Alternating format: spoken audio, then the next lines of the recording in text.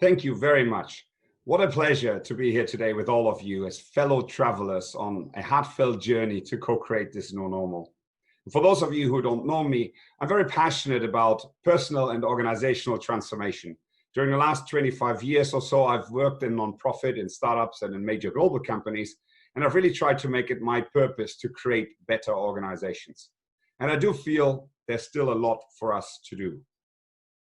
Whilst the so-called fourth industrial revolution is literally taking the world by its ears, our organizations have collectively produced numerous outcomes that nobody really wanted. There's burnout and loneliness, hunger, inequality, and ecological collapse. And by some estimates, more than $7 trillion are wasted every single year globally due to employee disengagement. But I do believe there's also hope. The winds of change have started blowing forcefully. This current crisis is bonding us all together, maybe like never before, and is allowing us to collectively pause and reflect. Could we imagine a new normal where we all make a difference to people and planet through our daily work? Could we liberate our organizations to bring forth a more sustainable future? And indeed, could we unite to spark a fifth revolution of virtuous, passionate, and unselfish leadership to make it all happen? Join me on a momentous adventure to give it a try. So without further ado, let us weigh our virtual anchors and set forth together towards the mysterious seas of personal and organizational change, and like humble sailors, ride the waves towards 6 ports of reflection along our journey. And these relate to the why, our values, the what, organizations, individuals, and teams, and finally the how, leadership, from purpose to wider impact. Alas, before we even hoist our sails, we are already at our first port of reflection. As Stephen Covey once suggested, start with the end in mind. And if we embark on a voyage to reshape our world, we should first check our bearings. I very often encounter people who tell me very earnestly that they deeply desire to become agile or teal, without ever asking themselves the question, why? That is not surprising, is it? We have created a seductively materialistic and individualistic narrative in our Western society where self-interested growth, productivity, stock prices have become ends in themselves. In a pandemic of busyness, we've often succumbed to that hedonistic treadmill of money for money's sake. People start to work ever longer hours to attain status and wealth just to find out that it does not really make them happier. And in creating ever greater riches, arguably for far too few, we have often ignored ecologic externalities just to discover that our mother planet is at the brink of bankruptcy and the collapse of global climate will threaten the livelihoods of millions. So what do we really believe in? What do we really stand for? These questions are both existential and fundamental. We create organizations for a purpose, to achieve something together, which individually we could not achieve. And I believe that in the future, personal and organizational success must transcend a quest for money and shareholder value. As Colin Meyer maintained at the World Economic Forum this year, the true purpose of organizations is to solve the planet's problems profitably. It is not just about profit and endless growth, but also about an inclusive and sustainable future for all stakeholders. Not bigger, but better. Not as a question of marketing or charity, as it sometimes seems, but as a matter of morality and justice. Exploitation and inequality are not economic laws, but inherent failures in our economic system. And here I want to strongly condemn all forms of discrimination. And in a world where traditional communities of churches and neighborhoods have been eroded, where scientific management has filled gaps of meanings with the gospel of growth, and where work has become so central in our lives, where organizations are like small states, I believe businesses have to step up. As Immanuel Kant warned us a century ago, human beings must always be treated as an end in themselves, never as means, never as cogs in a machine. Today, we need human-centric organizations more than ever to provide a place of meaning and community where people can grow and flourish. Hence, our quest shall be to transform our organizations to create greater value, both co-creating collective purpose for all stakeholders and co-elevating individual development and meaning profitably. But let us lay on even keel just a bit longer to examine what such a reshaped organization of the future could look like. We live in an ever more complex world, facing ever faster changes, advances in technology and data, shortening half-life of knowledge, and ever greater global interdependencies. As they say, today is the slowest day you will ever experience from now on. Hence, in these new 20s, I believe we need to let go of the illusion that work can be predicted or planned in detail. As BCG suggested last year, the companies that will win in the 2020s are those who can compete on learning. From a paradigm of scalable efficiency that has dominated our businesses since the Industrial Revolution, we need to transition to a new world of scalable learning and development. From competitive to adaptive advantage, and from closed system to boundaryless ecosystem. The simple truth is that our world has become too complex to be controlled through bureaucracy. We cannot stand on a mountaintop and preach strategy down the hills to achieve successful execution. Today, in order to thrive, we need to embrace uncertainty and maximize human flourishing, rather than just driving efficiency and productivity. Hence, I believe living organizations of the future must harness ideas from everywhere and create an environment where people can and want to make a difference. Tearing down ivory towers and replacing our traditional hierarchies with increasingly fluid and modular structures, moving from centralized and extractive to regenerative and distributive designs, where influence and authority is different from rank and position, where deep emotional bonds of community and trust prevail and employees have freedom to experiment, where many more people become their own CEOs. Yet I strongly believe more than structures, methodologies, or tools, the difference lies in core principles. In humanocracies, the business of business is people. We cannot resolve the future of work with utilitarian thinking, just as we cannot understand quantum physics with Newtonian principles. And now we are plain sailing in open waters, on the lookout for our first true island of reflection. That's, of course, our people. How can we unleash the creativity of our people? How can we turn office workers into self-actualizing innovation privateers? For decades, we've been trained to see humans as strictly rational consumers in economic markets. And in our businesses, we have treated people like easily replaceable human capital or as exchangeable resources to be controlled. And no wonder, as a result, more than 75% of employees feel disengaged. So going forward, I believe we truly must put people first. We must relearn to cherish their uniqueness and design our organizations to fulfill their human needs, their sense of orientation, belonging, autonomy, self-esteem. Success is only when every human being at work has the ability to develop, use their creativity, and have impact, when agency becomes activism. And this won't be automatic. In a world where we are all required to wear many different masks, our public identity has become often disengaged from our inner life. And it has become challenging just to be with ourselves and to be with others, resulting in dualisms and tension. Therefore, in deliberately developmental organizations, we must help individuals to recognize their own biases and needs, their anxieties, their attachment styles, defense and coping mechanisms, in order to attain that self-esteem and agency, and to grow their ability to work with and care for others and co-generate meaning and value in service of the community. Our inner game is our outer game, or as Lalou once said, we can only go far into the we if we fully inhabit the I. And by matching desires and competencies of individuals with meaningful activities, we can enable flow, personal development, and ultimately happiness at work.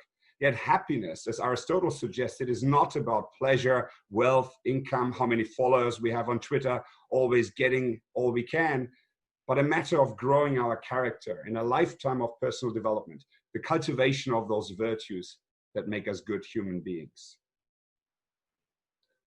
But happier individuals won't be enough. Organizational learning is a team sport. So how can we channel the creativity of individuals into collective organizational learning and evolution at scale? Now, let me ask you, do you feel you can truly bring your ideas to the front rows of your organization? If not, you're not alone. Only 20% of people feel their opinion counts, and 70% report new ideas are met with hostility. And that is no surprise, is it? Imagination often requires us to operate outside the rules of the game, which is a deeply political act. Blimey, here we're truly in the doldrums. And in my experience, if we want to enable self-organization and organizational learning at scale, we need to adapt the context for our teams at multiple levels in terms of structure, management processes, and team dynamics. But above all, we need to pay really careful attention to the distribution of information, knowledge, and power. Existing systems often distort or suppress information. And in the future, radical transparency should prevail. As they say at VC, everything is public unless it's harmful. So strategy becomes a firm-wide conversation. And in terms of power, central authority does not lend itself to decentralized experimentation and learning. Self-generative, complex systems need boundaries, but will be stifled if positional power is imposed. And I've seen many agile implementations really struggle because they never dealt with existing power structures. Following on from agile, I believe we will see more ambidextrous organizations that can enable exploitation of the existing and the exploration of the new, but it won't stop there. We are already witnessing experiments with meshed and adaptive networks of teams, market-oriented ecosystems, and interconnected circles in holacracy and sociocracy. And in terms of management processes, organizational learning requires both order and freedom. Bill Torbert speaks here of liberating structures like principles and roles, routines, rituals, methodologies to enable and host that generative dialogue involving as many people as possible and supporting both single and double loop learning. And learning entails also mechanisms to support candor and manage tension. By its very nature, total consensus would overwhelm complex systems, and we need procedures to attain not consensus, but consent. And it also requires adaptation of sometimes anachronistic HR and finance practices. Focus here moves from individual high performance towards group dynamics. Compensation needs to correlate with team impact on collective purpose. Performance management must facilitate self-reflection and peer coaching. And influence must become the product of competence, not position. So I really hope and envisage that over time, our entire organization will become a laboratory of ideas, integrating action and inquiry into everything we do to always keep sensing and exploring and experimenting whilst we're moving in teams and peer communities of learning. Sounds like a plan? Full sail ahead, explorers and leaders of the future. There's land in sight. Alas, this story wouldn't be significant if it was straightforward to reach our destination. In fact, with increasing complexity and urgency, leadership itself has become a lot more difficult. Business schools have for decades been training generations of managers and leaders in that seductive and simplistic logic of principal agent theory, where a leadership elite which has the power instructs the masses of reluctant workers who have little power on what to do, deploying sticks and carrots as necessary to adjust their behaviors. Unfortunately, to move forward, leadership must radically change. I strongly believe that in a world of self-organization, there is no place anymore for patriarchal commanders-in-chief, be that men or women, who narcissistically rule by positional power and dominance. Agile leaders set destination, not direction. They focus on the why, not the how. Decisions are always made at the lowest possible level, close to the customer. Rather than telling people what to do, leaders today need to become experts in building and sensing, caring for and influencing organizational systems, and coaching individuals and teams and enabling co-creation and emergence of shared purpose. In such a new world, we need chief communicators who earn the respect of their people by making personal sacrifices to serve the collective good, and chief connectors who can create a cultural force field of energy, fostering psychological safety and trust, reinforcing transparency and embracing failure, displaying gratitude, compassion, kindness. And such a new transpersonal leadership paradigm is more than just EQ. It integrates intellectual, emotional, and spiritual intelligence. It integrates the male and the female, the cognitive and the emotional, will and wonder. Future leaders will truly understand with heart and mind and soul how everything hangs together in a web of life, including their own self. They lead beyond the ego, as John Knight writes, allowing time for awareness and reflection rather than jumping always into action, letting go to become vulnerable imperfectionists, and hearing their soul knocking at the ego's door. Bill Torbert calls these leaders alchemists, leaders who can access the magical mutual power of transformation, developing people to have more self-mastery and meaning, and providing a maternal holding space for liminal conversations. And I believe this is, unfortunately, where most of our ships are dead in the water. The maturity of an organization can never transcend the maturity and consciousness of its leadership. Leaders create culture with every move they make. If greater consciousness does not operate, a system doesn't possess the stability to let go of the past and transition to a new model without losing its sense of identity and cohesion. Hence, I strongly believe leadership is our forgotten SDG 18 and our most important port of call. And as you can imagine, for traditional leaders who have risen the corporate chain by being in control, this is a very difficult challenge. What brought us here won't bring us there. If our definition of success is going up that ladder from VP to SVP to EVP, hierarchy will prevail.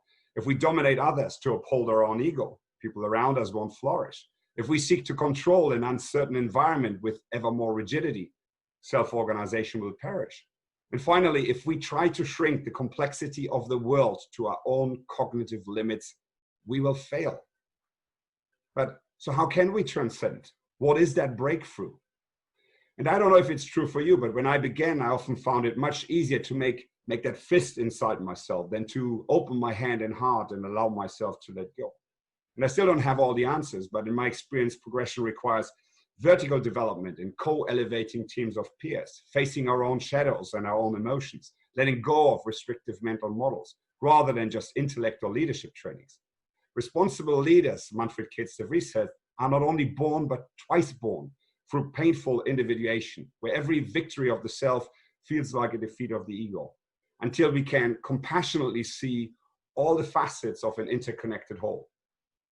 But above all, I believe it's about tapping into what really matters to us. If you close your eyes and listen hard enough and long enough, you will understand what truly drives you, what life asks from you.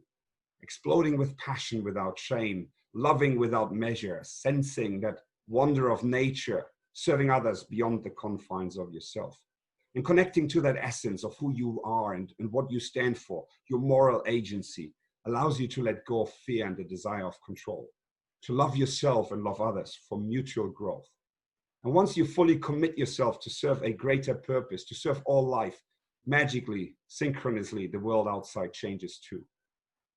And suddenly, leadership is not a tribe of special individuals with special traits and not even a role, but about developing the leadership potential in everyone, about people no longer being victims of circumstances, but participating in the creation of new possibilities, about learning together how to shape a more responsible future.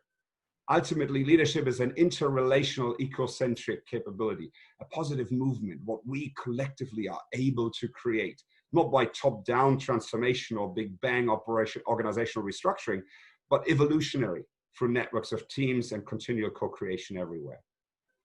And I know what you think now, that's utopia.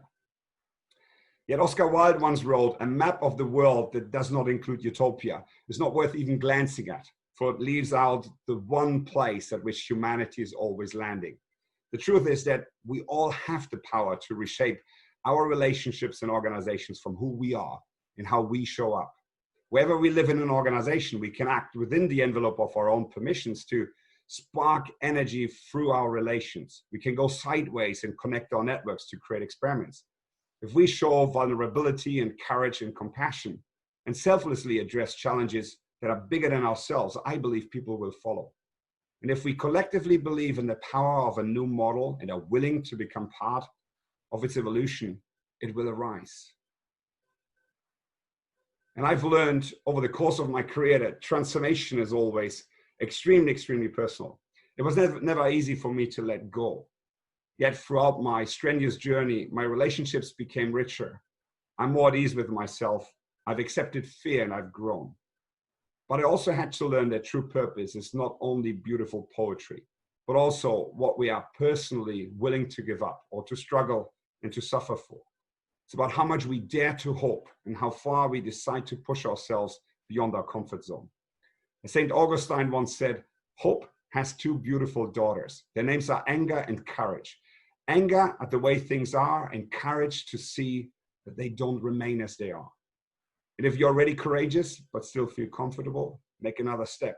You cannot think yourself into a new way of acting. You must act yourself into a new way of thinking. And this truly completes our short travels together. Personally, I was already convinced before this crisis that we had arrived at an existential moment, and it was urgent to act. But with the current pandemic, I do believe the urgency is even greater. This virus lays bare the frailty of our social contract, and the economic lockdowns shine a glaring light on existing inequalities and even create new ones. Today is a time where we have to occupy these front rows of our lives and make choices. And I believe that through our own transformation, we can gradually spark the liberation of our organization, crafting the structures, processes, and cultures needed to attain an environment for both individual development and the evolution of an emergent collective purpose. And together, our collective works can give rise to a new unifying cultural narrative, a new social big dream that will overcome the limitations of the social materialism we have today, where success is not only about money, but compassion, community, and character. Why will it work now, I hear you ask, if it has never worked before? Because I believe for the first time in a generation, we are here and willing to look at ourselves in the mirror and see how we are all intrinsic part of a living eco-civilization that needs change. And to start with ourselves first.